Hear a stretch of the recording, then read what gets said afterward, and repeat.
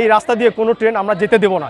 আমরা আজকে আদ্যনগর ট্রেন বিগত 2 ঘন্টার উপরে আমরা দাঁড় করিয়েছি এবং জনপ্রতিনিধি, জনপ্রশাসন এবং রেলওয়ে কর্মকর্তারা আমাদেরকে আশ্বাস দিয়েছে 20 দিনের মধ্যে এইখানে আমাদের যে দাবিগুলো আছে সেই দাবিগুলো নিয়ে তারা কথা বলবে এবং আমাদের দাবি তারা পূরণ করবে। এখানে আন্তনগর ট্রেন তারা দাঁড় করাবে। যদি 20 দিনের মধ্যে না দাঁড় করায় 21 দিনের মাথায় আমরা এর থেকে জোরালো আন্দোলন করব এবং এই রাস্তা দিয়ে কোনো ট্রেন আমরা যেতে দেব না যতক্ষণ পর্যন্ত না আমাদের দাবি পূরণ হবে।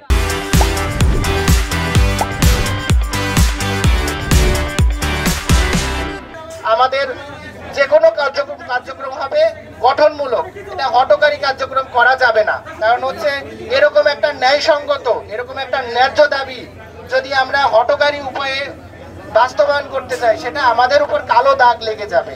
আমরা চাই না কোনো কালো দাগ লাগুক। এই ন্যায়সঙ্গত দাবি আমাদের মুরব্বী কথা বলেছেন, রেলের ওনারা আশ্বাস দিয়েছেন। আমরা আশা করি যে তার একটা ইতিবাচক বাস্তবায়ন ওনারা করবেন এবং এই আপনাদের যে মনের কষ্ট, আপনাদের যে দীর্ঘদিনের যে একটা বঞ্চিত হওয়ার যে কষ্ট, এটা দূর হয়ে যাবে। আমরা নতুন সরকার